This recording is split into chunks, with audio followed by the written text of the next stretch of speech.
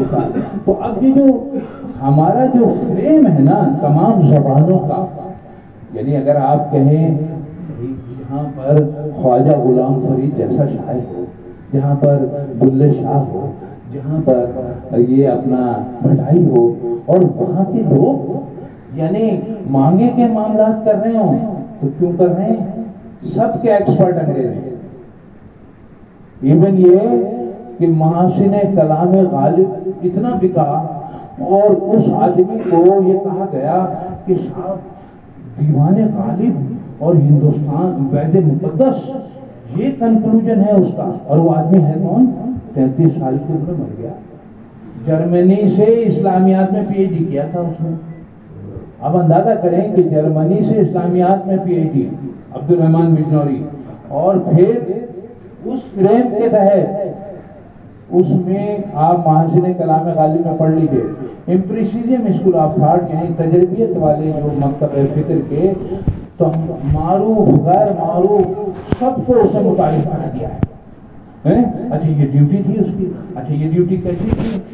1865 میں یہ جو انجمن پنجاب بنی ہے، یہ دراصل ہم ہال رائٹ اور اس کی بات تو کرتے ہیں، لیکن حقیقت یہ ہے کہ یہ پوری کی پوری یعنی ورڈسورتھ اور کالج کے نظریات پہ کھڑا ہوا ہے پورا معاملہ. یعنی بایوگرافی آف لٹیریا اور یہ جو کالج کے رومانٹسزم ہے اس پہ یہ سارے معاملات کھڑے ہیں. اور جب آپ ادب میں بھی ہمیں اس غیر محسوس طریقے پر کہنے کہ آپ گائے حالی غزل خانی کے دن راگنی بے وقت کی گاتے ہو گیا، تو اب جو نظمیں لکھی گئیں پھر یہاں سے وہ جو اس نے کہا تھا کہ بھائی ان کی روحانی قدریں اور ثقافتی قدریں بہت مضبوط ہیں، لارڈ میکالے نے. تو اب اس کے ذریعے کیا ہوا کہ اب ہمارے جو پیمانے تھے شعر کے وہ تباہ کر دیے گئے. کہنے لگے میاں وزن میں کیا تھا یار، کانٹینٹ ہوتا ہے اصل چیز تو موضوع ہے، فن تھوڑی ہے.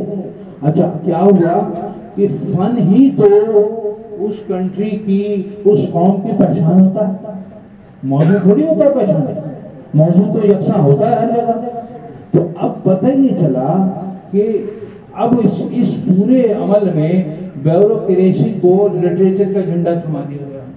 یعنی جتنے بھی بیوروکریٹس تھے آپ کے، ان میں سے بیشتر لوگ جو تھے اسی نیریٹیو ویسٹرن نیریٹیو کے راہ پر چلنے والے لوگ تھے.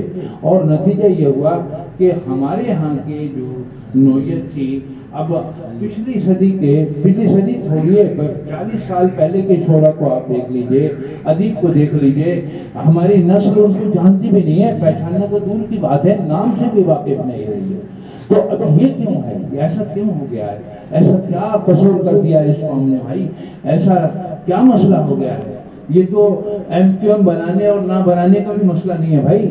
یہ تو نہ تو ترقی پسندی کا مسئلہ ہے، یہ تو سیدھے خطے کا مسئلہ ہے کہ اگر ہم پوچھیں کہ صاحب جمال نقوی صاحب نے ترقی پسند ادب پر پی ایچ ڈی کیا ہوا ہے، اب اگر ہم اسے ترقی پسند شعرا کو لے لیں اور یہ کہہ دیں کہ صاحب محی الدین کے 2 شعر سنا دیں، تو وہ پہلے تو مخدوم محی الدین کو اس کو بتانا پڑے گا بھائی یہ وہ تھا ایکٹیوسٹ تھا اور یہ تھا، ورنہ وہ تو محی الدین ہو سکتا ہے ابن عربی والے محی الدین کو سمجھ لو، غلام محی الدین ابن عربی سمجھ لو، کچھ بھی سمجھ سکتا ہو. تو اس لہج کو ہم